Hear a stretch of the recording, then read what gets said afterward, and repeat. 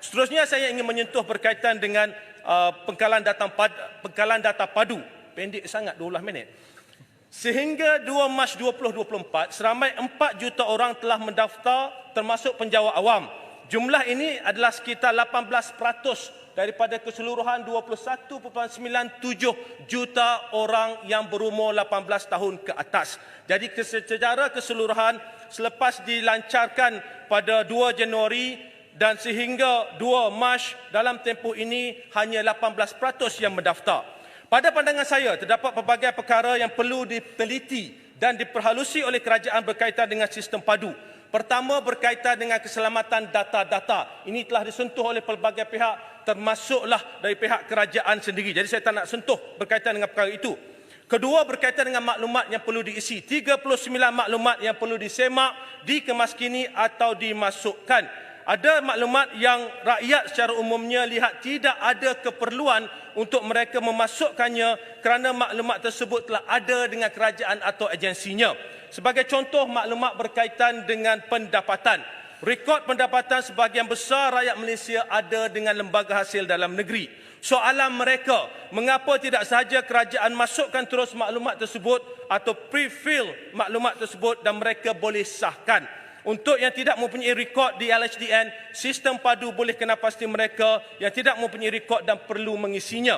Kalau betul perlu ada dibuat pindaan kepada akta atau undang-undang, mengapa tidak dibuat pindaan terlebih dahulu sebelum dilancarkan sistem padu ini? Ketiga, saya ingin menyentuh tentang keperluan untuk mengisi komitmen atau hutang serta insurans. Dalam sistem ini kena isi pinjaman perumahan, pinjaman kenderaan, pinjaman pendidikan, pinjaman peribadi dan seterusnya maklumat berkaitan dengan insurans. Bagi ramai rakyat, maklumat yang diminta khususnya hutang adalah terlalu peribadi.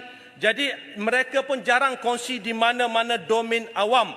Hatta LHDN pun tak minta data atau maklumat berkaitan dengan hutang. Jadi rakyat di luar sana tertanya-tanya, kalau nak isi, mengapa perlu isi sampai maklumat tentang hutang?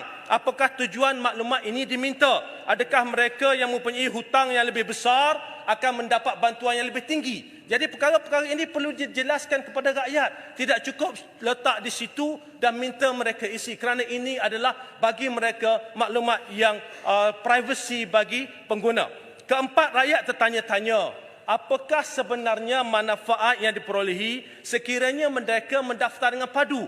Ini soalan paling susah saya nak jawab apabila ditanya oleh rakyat di bawah sana, apa manfaat yang bakal diperolehi?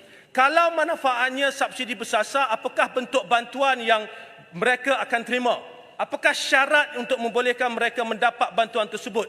Berapakah jumlah yang diterima sekiranya memenuhi syarat tersebut?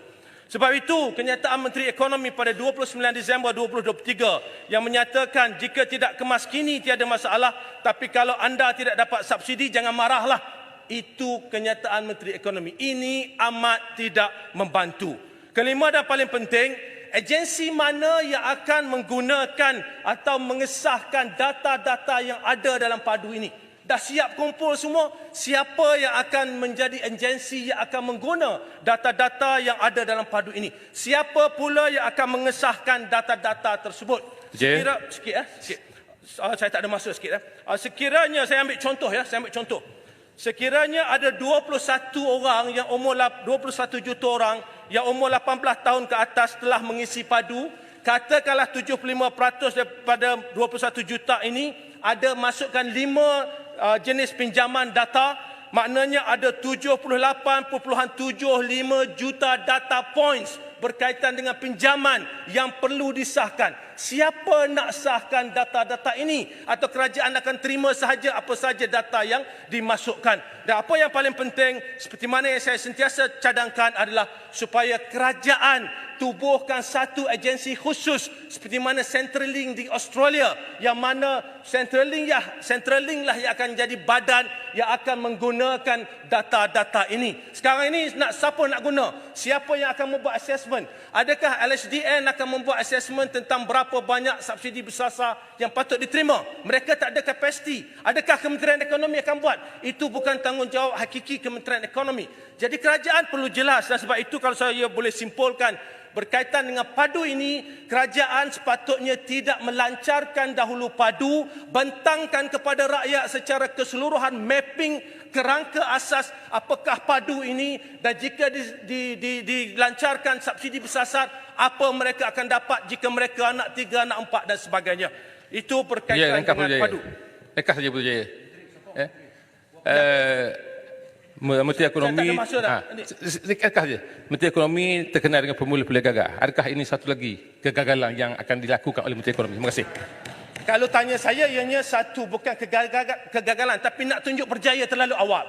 Nak bercakap ada benda terlalu awal. Tanpa mereka betul-betul melihat sesuatu perkara, sehinggalah boleh selesai. Gagal juga akhirnya. Maknanya, bila tak buat secara teliti, maka kegagalan dah menuti mereka.